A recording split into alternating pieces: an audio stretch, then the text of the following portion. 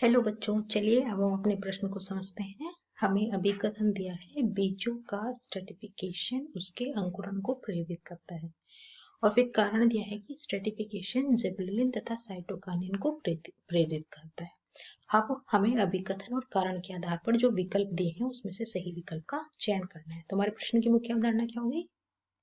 मुख्य अवधारणा सही विकल्प का चयन।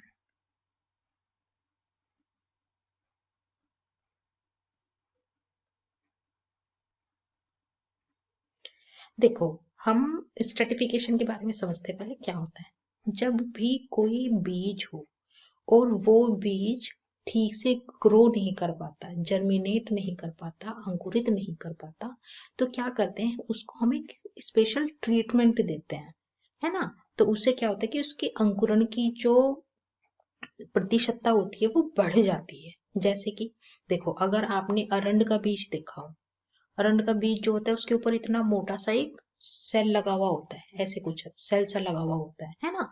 तो क्या है कि अगर हम उसके सेल को तोड़ दें और उसके अंदर से बीज को निकाल करके तब उसको मिट्टी के अंदर उगाएं, तो वो बहुत आसानी से ग्रो कर जाता है, क्योंकि उसके ऊपर का जो सेल होता है वो बहुत ज्यादा कठोर होता है, और उस कठोर के अंदर पानी नहीं जा पाता है, फिर पानी नहीं जा पाता है, जो उसकी वजह से वो उग नहीं पाता है। तो अगर उसका स्ट्रेटिफिकेशन कर दिया जाए, स्ट्रेटिफिकेशन मतलब कोई भी प्री ट्रीटमेंट, उगाने से पहले का कोई भी ट्रीटमेंट दे दो, क्या तो उसके ऊपर का जो हार्ड, ऊपर वाला जो हार्ड पार्ट है उसको हटा दो, या किसी एसिड में उसको डाल के रख दो, या उबले हुए पानी में उसको डाल के रख दो कुछ घंटे के लिए, तो उससे क्या होता है कि वो बीज जल्दी से अंकुरित हो जाता है। ठीक है, तो हमारा अभिकथन क्या है कि बीजों का स्ट्रेटिफिकेशन उनके अंकुरण को प्रेरित करता है। तो ये बात तो बिल्कुल सही होगी कि अगर हम उस पौधे किसी भी बीज को जो कि ठीक से ग्रो नहीं कर रहा है उसके सेल की वजह से या किसी भी वजह से, तो अगर हम उसको एक प्री ट्रीटमेंट दे दें, पहले से ही कोई ट्रीटमेंट दे दें, तो वो अंकुरित हो जाता है। तो हमारा अभिकथन तो बिल्कुल सही है। अब हमारा कारण है कि स्ट्रेटिफिकेशन जिबरेलिन तथा साइटोकाइनिन को प्रेरित करता है। हाँ, ये बात बिल्कुल सही है। देखो, जब ये बीज के ऊपर का हार्ड कोड हमने हटा दिया, कठोर वाला पार्ट हमने हटा दिया, और इसको हमने फिर उगाने के लिए डाला, तो उगाने के लिए जब हम डालेंगे ना, तो इसको हम पानी देंगे। ठीक है, पानी जाने के बाद में इसको हम, पानी से इसको मॉइस्चर मिल जाएगा, नमी मिल जाएगी, मिट्टी मिल जाएगी, इसको पूरा वातावरण मिल जाएगा उगने के लिए। तो जब उसे ये वातावरण पूरा मिल जाएगा, तो इसके अंदर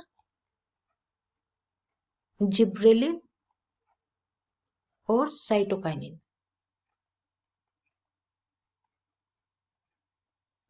दोनों के दोनों प्रेरित हो जाएंगे।